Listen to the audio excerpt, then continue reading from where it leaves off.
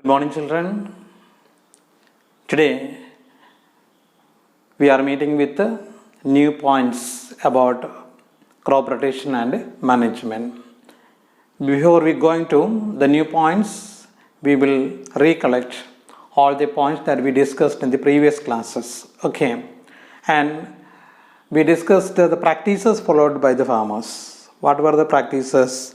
The practices were preparation of soil, then selection and sowing of seeds, replenishment of nutrients, irrigation, crop protection, harvesting and storage. So first topic we discussed preparation of soil. It is done by following two steps. What are the two steps? First one is plowing, second one is leveling. We discussed what is plowing, then what is leveling. We discussed what are the advantages of plowing. Later we discussed what are the advantages of leveling. Then we discussed the sowing and selection and sowing of seeds. What are the precautions to be taken while selecting seeds. Later we discussed what are the different tools used for sowing seeds. Traditional tool, seed drill and transplantation. These are the methods followed by the farmers to sow the seeds. Okay. So here we discussed one more point, that the manure and fertilizers. What is manure? What is compost? How is it made? Then we discussed what are fertilizers and what are the differences between the manure and fertilizers. All those points we discussed. Right? Okay. Today we are going to discuss on the advantages of manure, advantages of using manure. Already few points we discussed, so few more points we will discuss now. So the advantages of manure are, first one, it enhances the water holding capacity of the soil. We know that suppose manure is when we add manure, as it is the organic substances, it can hold water. So when we add manure in the soil, then what happens? The water will be held by this manure. So it enhances the water holding capacity of the soil. Next, it makes the soil porous, and that makes exchange of gases easy. The soil porous. When we add manure in this soil, then it makes the soil porous. Porous means, before we told that there are some spaces. So those spaces will be formed when we add this manure in this soil, so then it becomes porous, and soil becomes porous, and it helps for the exchange of gases very easy. Okay. Third point, increases the number of eco-friendly microorganisms. Eco-friendly microorganisms or soil-friendly microbes. Soil-friendly microbes, I told you that in the soil there are number of useful microbes like bacteria or some other insects or some worms like earthworms. All those are eco-friendly, or all those are soil-friendly microbes. So here it increases, means when we add manure, it increases the number of soil friendly microbes in the soil. That is second point. Third point is that it improves the texture of the soil. What is the texture of the soil? We know the texture means small pebbles are there in the soil, very big pieces of soil will be there, then the compost will be there, like manure will be there, like this, or a soft soil will be there, like this, a texture, different components are there in the soil like this. So here what happens, suppose if we add manure, this manure improves what? The manure improves the texture of the soil. That is third point. Next point is that it adds humus to the soil. Already we had discussed. Manure adds humus to the soil, as it can help the soil to absorb more water or to hold more water. Then normally what happens, the humus also will be increased. So it adds, manure adds humus in the soil. Next is that manure is not expensive. This point also we discussed. As the farmer, prepares these organic substances in his field itself. How? By collecting some organic waste from plants and animals. So then it is not expensive, not costly. So he can prepare, and these all the things are means this manure is available in the field itself and it is not expensive. Next, then it does not cause water pollution. Suppose if rains, then the water may not take away this manure from one place to another place. So what happens, even if water takes this manure from one place to another place or to any nearby ponds or river or any other water sources, it will not cause any kind of pollution. It will not harm any other organisms. Okay, so as it is a natural thing or it is an organic substance, it would not cause any kind of harm to other organisms and it will not cause water pollution. So these are some of the advantages of advantages of using manure. So once again, the first one, it enhances the water holding capacity of the soil. Second one, it makes the soil porous, that makes the exchange of gases very easy. Third one, it increases the number of soil friendly microbes. Then fourth one, it improves the texture of the soil. Then next one, it adds humus in the soil.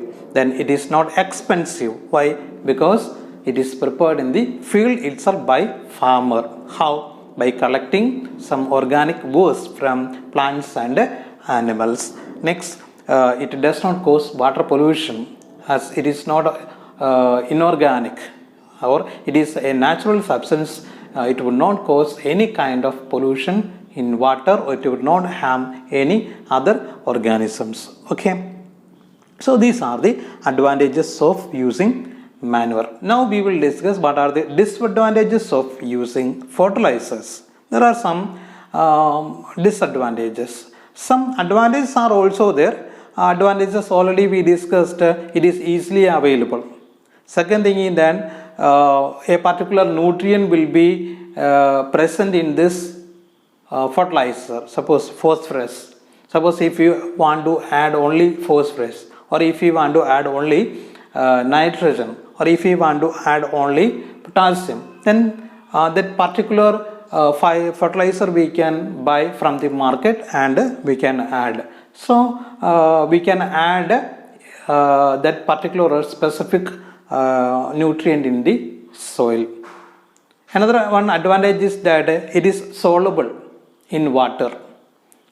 Okay, fertilizers are soluble in water so that it can easily dissolve the water so that plants can absorb these fertilizers very easily along with the water. So when plants absorb water along with this water, these nutrients also will be absorbed, or these fertilizers also will be absorbed. So that is another one advantage. And as it is an inorganic substance or fertilizer, chemicals are there, so that another one advantage is that plants absorb them very easily, so that plants will grow very fast. Manure means, what is the problem? Manure should be decomposed by the microorganisms, okay, like bacteria. So it takes time and only less amount of nutrients will be added in the soil. But here, in case of fertilizers, what happens? Easily dissolvable in the soil, so that plants can absorb them very easily. So what happens? The plants will grow very fast. That is another one advantage. Now we will discuss what are the disadvantages of using fertilizers. The first one, excessive use of fertilizers will decrease the fertility of the soil. Excessive use. Suppose continuously if we use fertilizers only in the field, then what may happen? It causes it decreases the fertility. It decreases. The quality of the soil will be decreased. So it is one disadvantage. Another one, suppose the farmer add chemical fertilizers in the soil. When there is a rain, this rainwater may takes away all the chemical substances, chemical fertilizers, and this water may reach there in nearby ponds or lakes or in rivers. Then these chemical substances may cause pollution, water pollution. As the result, it may cause the death of many water animals. Okay, that is because of water pollution. Many aquatic organisms are there, like fishes. So they may die. Another one point is that if you use fertilizers in the field, sometimes the birds may come, or other animals like cow or any other organisms, they come and feed on these plants. Then what may happen? These chemical substances may harm them. So these are some of the disadvantages of fertilizers. And fertilizers are non-biodegradable. It means that these microorganisms cannot degrade or cannot decompose these materials because they are chemical substances and causes soil pollution also. These are the disadvantages. And one more is there that use of chemical substances or chemical fertilizers may cause the death of soil friendly microorganisms. Some bacteria are there or earthworms are there. Such microorganisms or such organisms will be died because of using this chemical fertilizers. So these are some of the disadvantages of using chemical fertilizers. So to maintain soil fertility, we have to avoid the excessive use of fertilizers and we have to promote the use of manure. Okay. Now the next topic is irrigation. So we discussed the preparation of soil, selection and sowing of seeds, then replenishment of nutrients. Then the next topic is irrigation. Irrigation, we know, supply of water to the crops. Then why the water is very important for plants? For the survival of plants, water is very important. It is very necessary to the plants. Why? We will discuss what are the reasons that makes the water very important for the plants. The first one, water is very important for the plants because it is needed by the plants for the growth and development of the fruits, then leaves, seeds, flowers, etc. So in plants, for the formation of flowers, for the formation of fruits, for the germination of seeds, the plants need enough water. Second point, then, water is absorbed by the roots along with the nutrients. So here the nutrients we add in the soil or from the soil, nutrients are taken by the plants with the help of or along with the water. When water is absorbed by the plants, along with water, nutrients are also taken up or absorbed.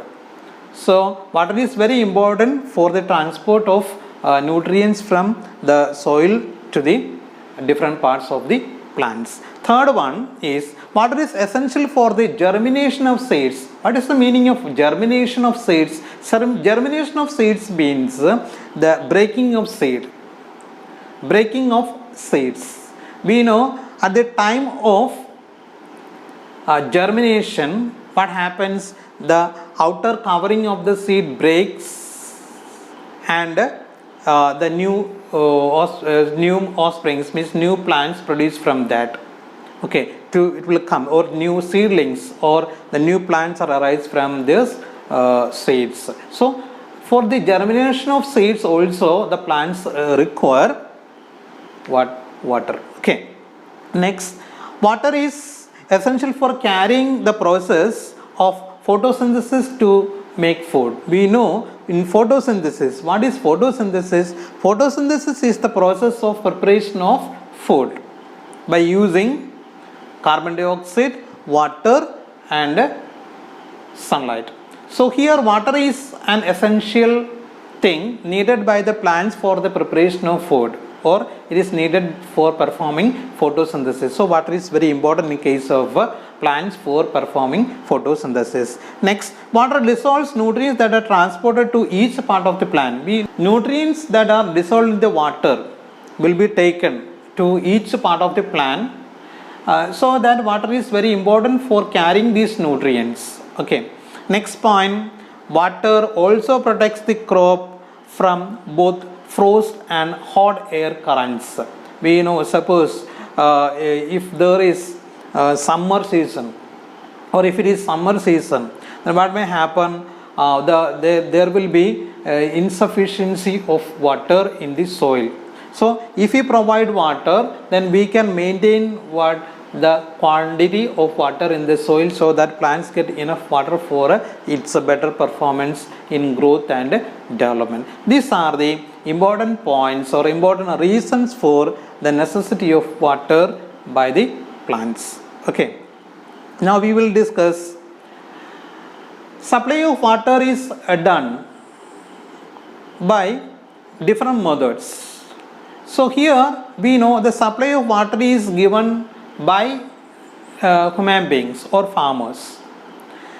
The natural source of water is, we know, rain. Rain is the main source. Rain is the main source of water for all the living organisms, including crops.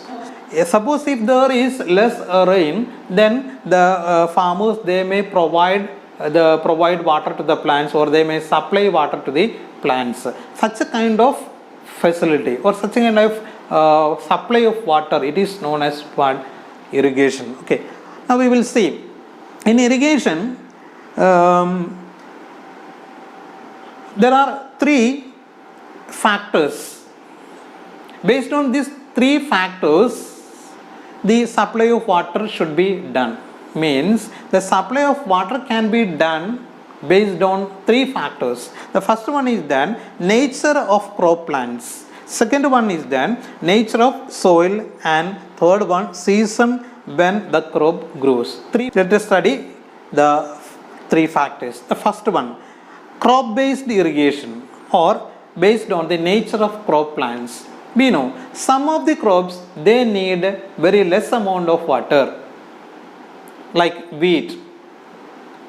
They need very less amount of water. We do not need to provide much water to those plants because they require only very less amount of water. But in case of some other crops like rice or paddy, they need more water for its better growth. They need standing water in the field so that they may grow very well, or the development will take better way. So here water is required in large quantity. So based on the crops, it means that some of the crops require very less amount of water, while others need more amount of water for their better growth and development. So the supply of water or irrigation should be done based on the crop. Based on the crop means based on the nature of the crop, whether it requires more water or less water. The second factor is that soil based irrigation. Soil based irrigation means here also the type of soil. Some soil requires less amount of water because this kind of soil may have the ability to hold water. So such soil does not require more water. Suppose clay soil in the field, clay soil can hold more water. So this soil does not require much water. But in case of sandy soil, suppose some crops if farmers grow in sandy soil having less water holding capacity, so that it requires more water. So based on the type of soil, the irrigation should be done. Okay. Next one, season based irrigation. Season based irrigation means it is based on the season. We know during rainy season, the crops get enough water. No need to give water, or no need to provide water, no need to supply water, no irrigation is needed. But in summer season, we know there is scarcity of water. The soil may not have enough water in it. So we have to supply water to the crops. So based on the season, the irrigation should be done. The supply of water should be done. These are the three factors: the nature of crops, second one, type of soil, and third one, the based on season. So these factors should be given importance while irrigation. Okay. Next we discuss the sources of irrigation. Already I told you the main source of water for irrigation, it is rain. But in some areas, in many countries or in many states, there will not be enough rain. Such cases, the farmers have to depend on many other sources like rivers, then ponds, lakes, wells and canals. You know what are called canals? Canals means from the river the water is diverted to many small ways, so that the artificially or man-made ways through which the water comes to the field, so that farmers can supply those water to the field, to the crops. Okay, so these are the some types or some sources of water for irrigation. Now we will discuss what are the methods of irrigation. Farmers follow traditional method of irrigation and modern method of irrigation.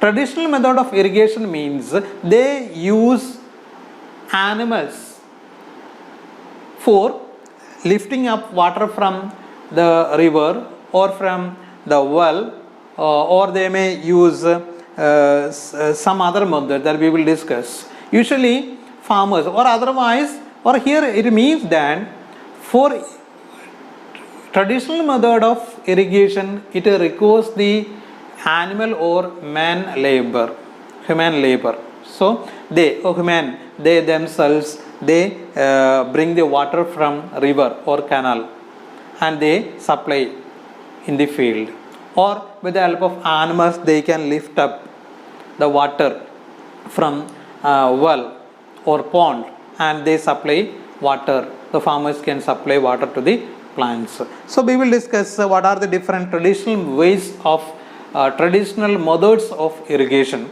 The first one is MOAT, M-O-A-T. MOAT means here pulley system is used. Pulley system means, you know, like here in this picture we can see what is MOAT, the pulley system.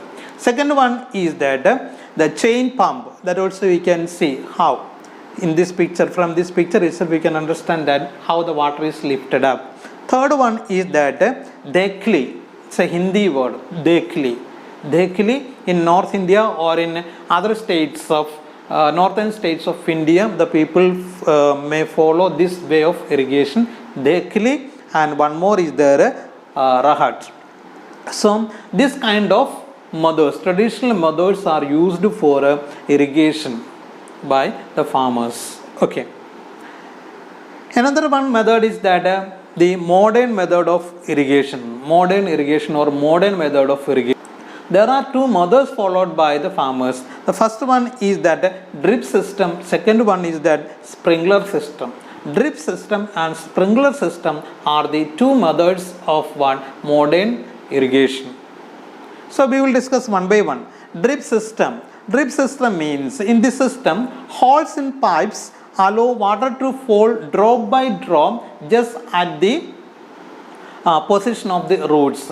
Means suppose in a large area of land where the crops are grown, there will be the supply of what?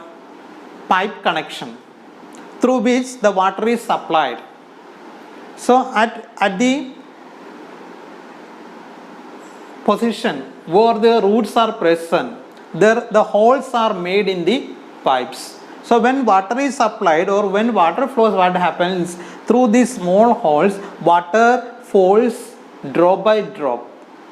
So that what is advantage here, we can save water. The wastage of water can be controlled, and there will not be no evaporation of water because the water is present inside the pipe, so that evaporation of water is very less and we can save water.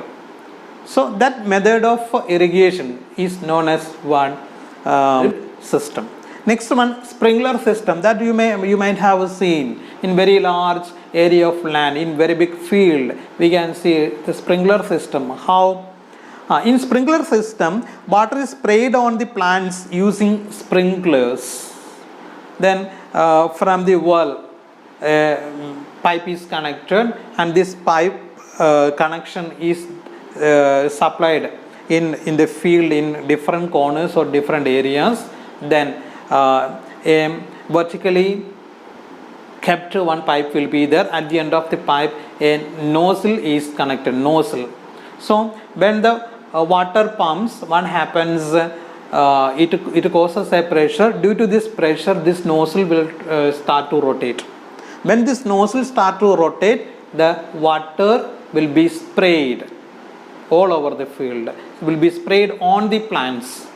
So in this way, the sprinkler system is very helpful. So it is very useful for sandy soil or for uneven land. Suppose if the land area is not leveled, then what may this sprinkler, like rain, the water falls on the plant, so that on the land area everywhere the water supply is possible. Okay. So during irrigation, it is necessary to ensure the proper availability of water with adequate drainage and irrigated field. Means we have to make sure that each and every crop gets water, sufficient water. Suppose if the irrigation is done continuously, it may cause the stagnant of water. So in such cases, what may happen? Suppose the stagnant of water it occurs, then it causes the water will be filled in the air spaces in the soil, so then the roots of the plants may not get enough air. So we should make sure that the water is not stagnant or not logging on the field. So these are the things we have to taken care of, farmers have to taken care of while irrigation. So here again I say, irrigation means just the supply of water to the crops. Different methods are used, and this irrigation is done by giving importance to three factors. One is nature of the crop, second one types of soil, third one is the type of season. Then next, sources of irrigation. Different sources are there, including rain. Then traditional system of irrigation are there. Traditional system, by animals or by human beings or farmers themselves, they supply water to the plants. Then modern method of irrigation is there, in which two methods are the drip system and a sprinkler system. Okay, so this is about the irrigation. Okay, so these are the things. So once again, all the points that we have discussed today, they are the advantages of manure, disadvantages of fertilizers. So in your notebook, you have to write questions, all these questions. The first one, what are the advantages of using manure? Second question, what are the disadvantages of using fertilizers? Third question, what is irrigation? Next question, why is water important for plants? Next question, what are the traditional methods of irrigation? Next, what are the different methods of modern irrigation, modern methods of irrigation? Then what is drip system, what is sprinkler system, then advantages. All these points you have to write in your notebook. And as usual, I want to get the complete notes today itself. Try to complete, study well, and all these topics will be included for monthly test, so that you have to study very well and prepare for monthly test also. Anyway, today is time to wind up. So next time we will meet with more points related to crop production and management. Thank you. Have a nice day.